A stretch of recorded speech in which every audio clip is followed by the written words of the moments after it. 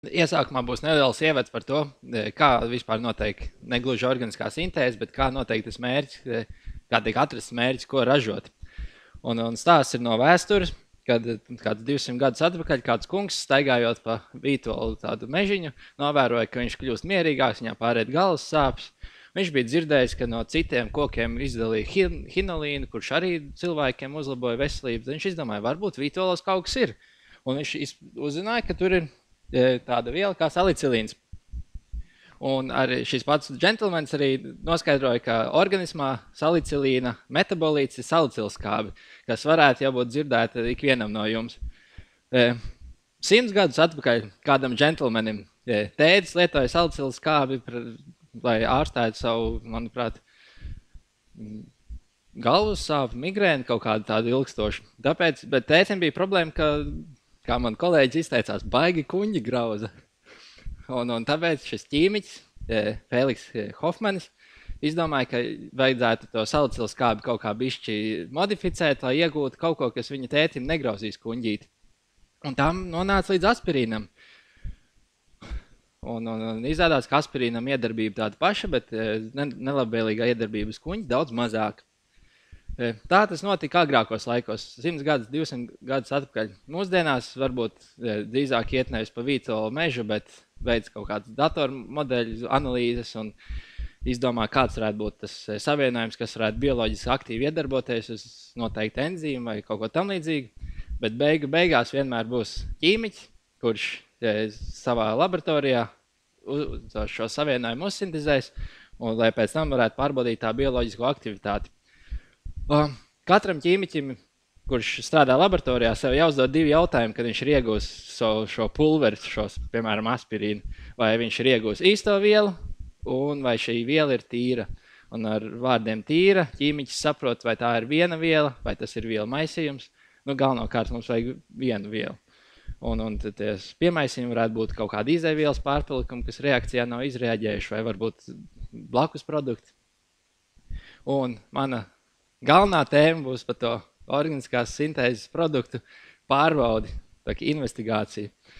Un pastāstīšu par 5 dažādām metodēm, ko ikdienā pielietoju, lai pārbaudītu, ko pats esmu savārījis.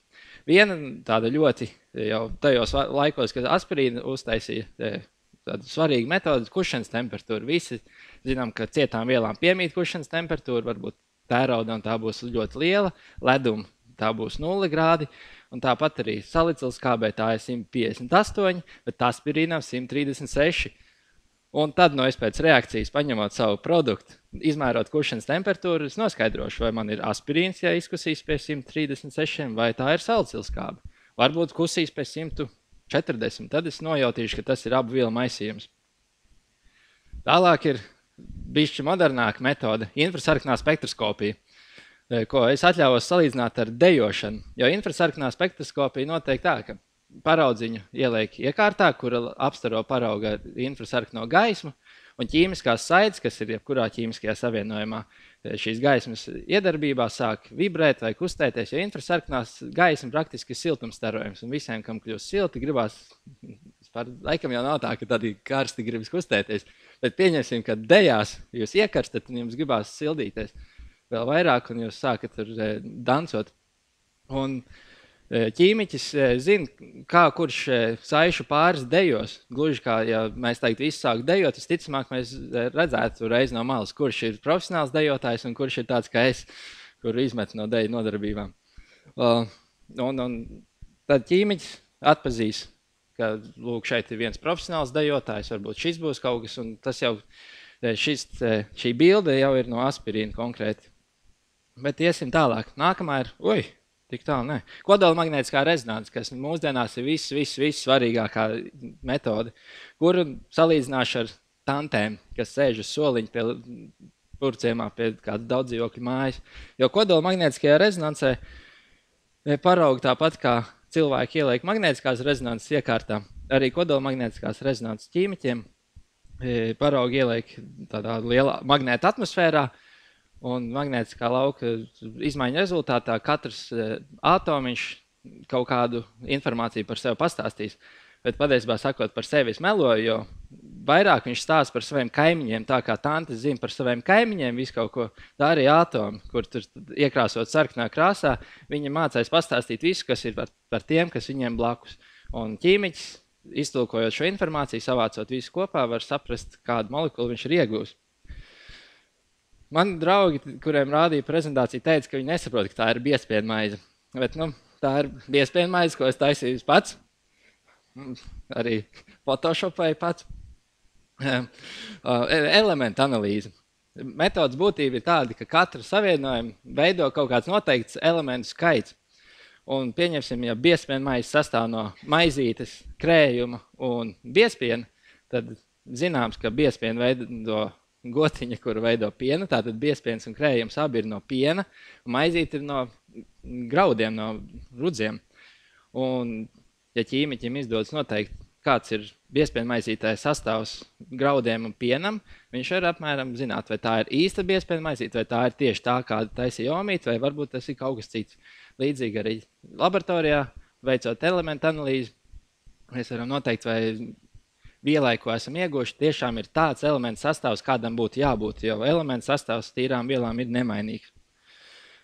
Un metode, kas ir redzēta jebkurā CSI sērijā, kad ir jāatklāj kāds noziegums, ir chromatogrāfija, bez kuras modernās analīzes vispār nav iedomājamas. Un chromatogrāfijas būtība ir tāda, ka man tur ir uzzīmēta tāda neveikla vārglāzīte, trauciņš, kurā ir salikta iekšā redīsiņa dillītes un vēl kaut kas, to jūs pēc mirkli redzēsiet. Iedomāsimies, ka mēs ielējam viņu šajā labirintā, tad caur labirintu dažādas vielas kustēsies dažādā ātrumā. Un, ja manā maisījumā būs redīsiņš, dillīte un biezpienmaize, tad ticamāk, ka redīsam izdosies izripot visātrāk, dillīte tur aizcersies, bet biezpienmaize varbūt pat paliks vispār knapi uz tās ieejas pozīcijas. Un tāpat arī ķīmiskie savienojumi, kad viņi ielaiž kādā no aprātiem, piemēram, gāzu chromatogrāfā vai šķīdumu chromatogrāfā, kas jau atkal ir pārāk smalki, varbūt šai dienai. Viņi arī atkarībā no savām īpašībām var atdalīties viens no otru. Mēs varam kvantitatīvi noteikt, cik daudz kas tur ir. Šo analīzi lieto gan, lai noteiktu alkohola saturu dzērāju šoferu asinīs hospitāļa ielā, gan varbūt skolas demonstrācijās, kad flomasteri uzspēžu papīra lapas, aplē ar ūdeni un flomasteri melnā krāsa izplūst 3 dažādās krāsās. Kaut sarkans, dzeltena, zaļa, varbūt es īsti nezinu. Bet kaut kādā veidā jau ir jādetektē tajā brīdī, kad redīs ir biezpienmaize un dīles nāk ārā, kurš ir kurš. Un detektori var būt visdažādākie. Infrasarkanais kaut kāds detektors vai ultravioletās gaismas absorpcijas detektors. Piemēram, ultravioletā gaisma ir arī lietots filmās, kad izmeklētājs meklēdams kaut kādas ķermeņa asins straipus, tad arī ar ultravioleto gaismu pārmeklē. Bet vēl viens variants ir masa spektrometrija, kas ir pēdējā metode, kur biezpienmaizīte atļaujos sašķelt komponentos. Masa spektrometrijā ar elektronu triecienu rezultātā parasti, ja kāds ķīmiskais savienojums tiek sadalīts detaļās, kas viņu veido. Un ar analoģiju ar biezpienmaizīti būtu tāda, ka biezpienmaizīti veido krējums, biezpiens un nosvēru krējums. Manā biezpienmaizītē bija 25 grami, biezpiens 40 grami. Abi kopā veido 65 gramus. Viena pati maizīte 69 grami, viss kopā 134 grami. Un tāpat arī dažādi ķīmiskie savienojumi dos šādu masas spektru, kur ķīmiķis varēs atpazīt dažādus molekulu veidojošo fragmentu masas un visbeidzot arī galveno kopējo molu masu. Un pēdējās minūtes laikā parādīšu vēl tādu apkopojumu, ka visas šīs 5-6 metodas, kuras es pastāstīju, katra par sevi nedod pilnīgi tādu atbildi, vai mans jautājums tīra un īstā viela ir atbildēts. Bet, kad mēs visu saliekam kopā, tad gan ķīmiķis var skaidri pateikt, ka viņam ir izdevies vai nav izdevies uzsintezēt to, ko priekšnieks ir viņam uzdevis sintezēt. Paldies par jūsu uzmanību!